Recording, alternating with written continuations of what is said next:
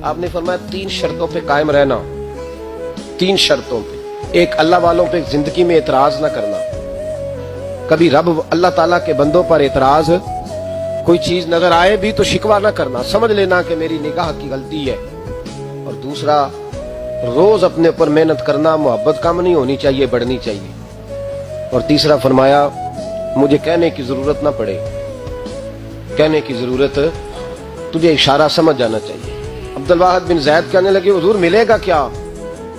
आप फरमाने लगे, ये तेरा मुतालबा भी गलत है, वो तो बाद की बात है, मिलता क्या है। गुलामी में आ गए। फरमाते हैं 30 साल नौकरी की हजरत की, 30 साल। लोग कहने लगे, बाबा फिर मिला क्या? फरमाने लगे, तुमने भी मुतालबा गलत किया है, यही तो मैं कर बैठा था। कहा मिला क्या?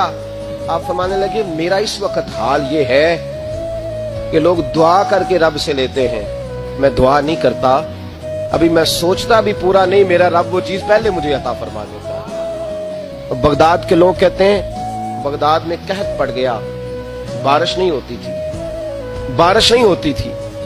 इकट्ठे होके सारे गए, आप बगदाद आए हुए थे, इकट्ठे होके लोग गए, कहा हुजूर बारिश नहीं होती, मेहरबानी फरमाएं।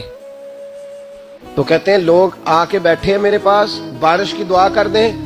हज़रत अब्दुल वाहिद बिन ज़ैद कहने लगे, ए अल्लाह, तुझे पता है ये मेरे दरवाजे तक आ गए, पहुंच गए, अभी तक बारिश नहीं आई, और लफ्ज़ पता क्या है?